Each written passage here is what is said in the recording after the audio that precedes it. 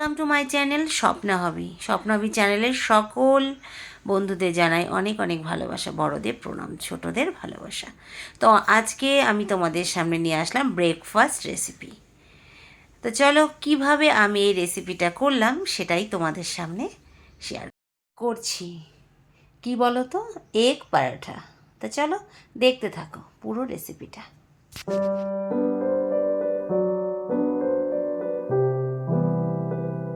প্রথমে একটা আমি পাত্র নিয়ে নিয়েছি, এর মধ্যে আমি নিয়ে নেব আটা। তোমরা ময়দা দিয়েও করতে পারো।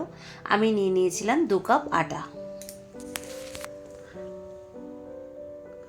তার মধ্যে দিয়ে দিয়েছিলাম একটা বড় সাইজের আলু সেদ্ধ করে। আমি এটা মাইক্রোওভেনে সেদ্ধ করে নিয়েছিলাম। তারপরে আলুটা গ্রেটার দিয়ে গ্রেট করে নিলাম। যেহেতু সেদ্ধ হয়ে গেছে বলে খুব তাড়াতাড়ি গ্রেটটা হয়ে গেল। গ্রেটটা করে নিলে হয় কি, আলুটা খুব ভালোভাবে মিশে যায়। তারপরে এর মধ্যে দিয়ে দিয়েছিলাম পরিমাণ মতো নুন, দিয়ে দিয়েছিলাম একটু জাগরি পাউডার, তোমরা চিনি দিতে পারো, দিয়েছিলাম একটু সাদা তেল, সানফ্লাওয়ার অয়েল। তারপরে ভালো করে মানে আটা, আলু বা গুড়, নুন, তেলটাকে ভালো করে মিশিয়ে নেব। নিয়ে এবার অল্প জল দিয়ে এটাকে সুন্দরভাবে মেখে নেব। দেখো আমার মেশানো প্রায় হয়ে গেছে। যদি আলুটা একটুখানি চাকচাক মানে গোটা গোটা থাকে, সেটাকে একটু ভেঙে ভালো করে এর সাথে মিশিয়ে নিয়েছিলাম।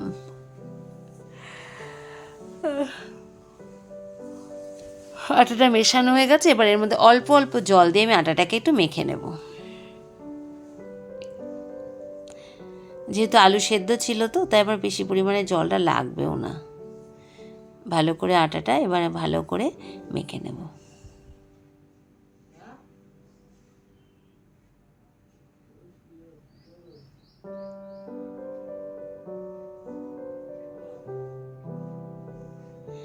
আটাটাকে ভালো করে মেখে নিলাম।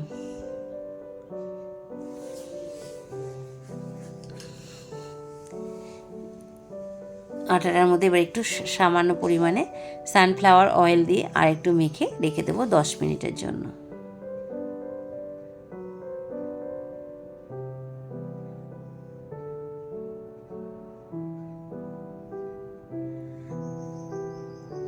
এটাকে এবার 10 মিনিটের জন্য রেস্টের জন্য রেখে দেবো। আর এইদিকে দেখো একটা বোল নিয়ে নিয়েছি, তাতে নিয়ে নিয়েছি দুটো ডিম ফেটিয়ে নেব। আমি এখানে 2 কাপ আটা নিয়েছিলাম। তোমাদের পরিবারের লোক মানে মেম্বার বেশি হলে তোমরা একটু বেশি নিতে পারো। আমি 2 কাপ আটার জন্য নিয়েছিলাম 2টো ডিম। তার মধ্যে নিয়েছিলাম একটা পেঁয়াজ, না হাফ পেঁয়াজ কুচি নিয়েছিলাম। এর মধ্যে নিয়েছিলাম সামান্য পরিমাণে নুন, নিয়েছিলাম গোলমরিচ গুঁড়ো। তোমাদের কাছে চিলি ফ্লেক্স থাকলেও দিতে পারো, আমার কাছে সেটা ছিল না, তাই আমি আর দেইনি। শুধু ডিম, নুন, পেঁয়াজ আর ব্ল্যাক পেপার গুঁড়ো দিয়ে আমি এটাকে ভালো করে ফেটিয়ে নেব।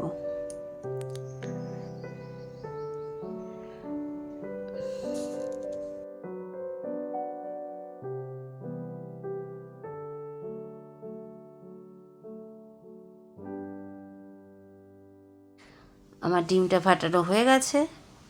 আবার ফিরে আসলাম 10 মিনিট পরে। এবার আটাটাকে আমি ভালো করে আর একটু মেখে নেব।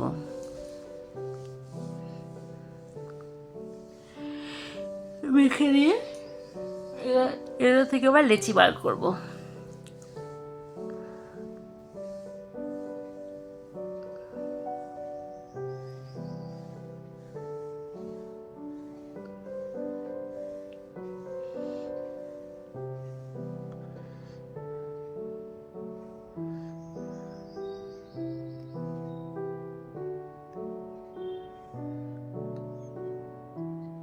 আমার 11খানা লেচি হয়েছিল 2 কাপ আটা থেকে। তারপরে লেচিগুলো ভালো করে গোল্লা পাকিয়ে নিলাম। তারপরে এবার এটাকে এবার পরোটার আকারে বেলবো। আমি খুব ছোট ছোট সাইজের লেচি করেছিলাম, বড় বড় করিনি কিন্তু, কারণ এটা ডিমের গোলায় চোবাতে হবে তো, তাই সেই কারণে। দেখো আটাটাকে ভালো করে মানে আটাটাকে বেলে নিয়ে তার মধ্যে একটু কর্নফ্লাওয়ার দিয়ে দেবো মাঝখানটায় দিয়ে, এবার এটাকে ফোল্ড করব। ওই যেমন লাচ্ছা পরোটা হয় না, ওই স্টাইলেরই হবে জিনিসটা। প্রথম প্রথম 2-1টা তো ভেঙেই যাচ্ছিল। তারপরে এটাকে এবার ফোল্ড করে নেব। ছোট ছোট করে সাইজটা আমি করেছিলাম। তোমরা তোমাদের ইচ্ছের মতো লেচির আটার মানে লেচিটা করতে পারো, বড় করতে পারো, ছোট করতে পারো, তোমাদের যেটা ইচ্ছে। আমি একটু ছোটো ছোটো করেই করেছিলাম জিনিসটা। যে বারবার বেরিয়ে যাচ্ছে, আমি একটু বেলে বেলে নিচ্ছি, একটু ধৈর্য সহকারেই বেলতে হবে। আমি এর মধ্যে তেল টেল দিইনি, সেমভাবে করলাম। তারপর এটা একটু তেল দিয়ে বেলেছিলাম, যে ওটা শুধু বেললে না কেমন লেগে লেগে যাচ্ছে। একটু তেল দিয়ে বেলাতে দেখলাম খুব সুন্দর বেলাটা হলো। সেমভাবে একটু মানে কর্নফ্লাওয়ার দিয়ে তারপরে এরকম ফোল্ড করে নেব।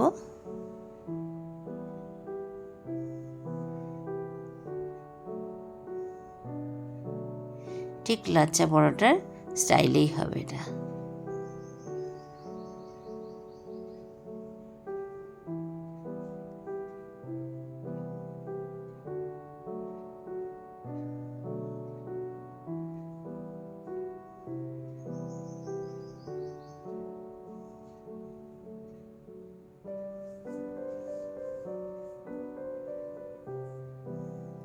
প্রথম দুটো একটু সমস্যা হচ্ছিলো, পরেরগুলো বেশ সুন্দর উঠেছে, কিন্তু সেই ভিডিওটা আমার আর তোলা হয়নি।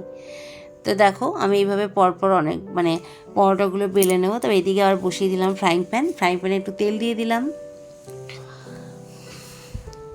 অল্প পরিমাণেই তেল দিলাম।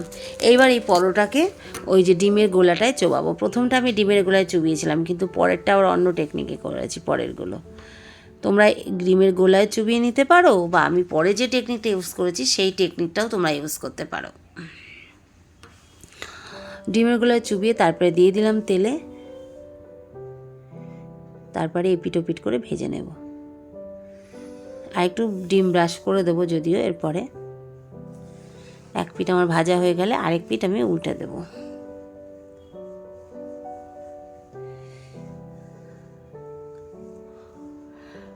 দেখো এক পিঠে ভাজা হয়ে গেছে। ওপর যে পিঠটা উল্টে দেবো সে পিঠটা একটু ডিমের গোলা লাগিয়ে নিলাম ব্রাশের সাহায্যে।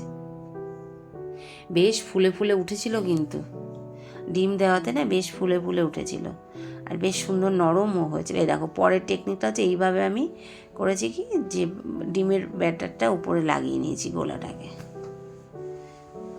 যে পিঠে লাগিয়েছি সে পিঠটা প্রথমে দেবো, তারপর উপর পিঠটা লাগিয়ে নেব। তাহলে হচ্ছে কি আমার মানে আটা বেশ সুন্দর ইয়েটা তৈরি হচ্ছে। তোমরা ডিমের গোলায় চুবিয়েও করতে পারো, তোমরা আমি যে টেকনিকে করলাম পরের বার এইভাবেও করতে পারো। দুটো টেকনিকই তোমরা ইউজ করতে পারো।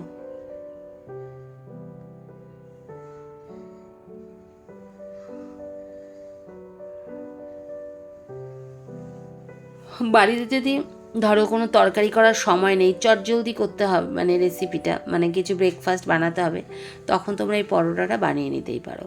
এটা শুধু সস সহযোগেই সুন্দর খাওয়া যাবে, শুধুও খাওয়া যাবে। এত টেস্ট হয়েছিল না, দারুণ টেস্ট হয়েছিল। আর বাচ্চাদের টিফিনে দিলেও দিতে পারো, অফিসেও দিতে পারো, কিন্তু অনেকে তো বাচ্চাদের ডিম দেয় না, সেই কারণে না দিলেও দিতে পারো, আবার দিতেও পারো যারা ডিম দাও।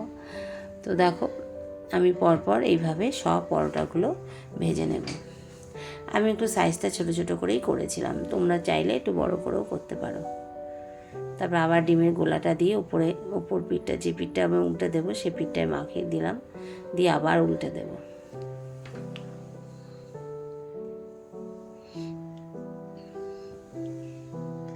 বেশ সুন্দর বেশ ফুলে ফুলে উঠছিল।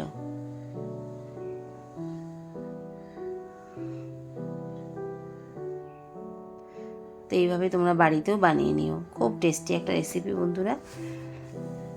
একবার বানিয়ে দেখো, আশা করি ভালো লাগবে। আর যদি ভালো লাগে একটা লাইক কমেন্ট শেয়ার করো, আর আমাকে কমেন্ট করে জানিও কিন্তু কেমন লাগলো এই ডিম পরোটা। তো তারপরে আমি এটাকে সহযোগে পরিবেশন করব।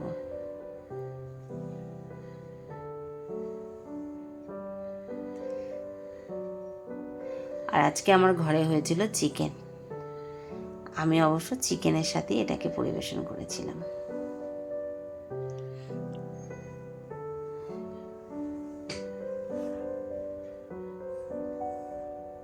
তোমরা সস দিয়েও পরিবেশন করতে পারো, তরকারি করার ঝামেলা ছাড়াই ব্রেকফাস্টটা খুব তাড়াতাড়ি তৈরি হয়ে যায়, বেশিক্ষণ লাগে না, মাত্র 10 থেকে 12 মিনিটের মধ্যেই তৈরি হয়ে যাবে রেসিপিটা। তাই ভালো লাগলে লাইক কমেন্ট শেয়ার করো, নতুন হলে চ্যানেলটাকে সাবস্ক্রাইব করো।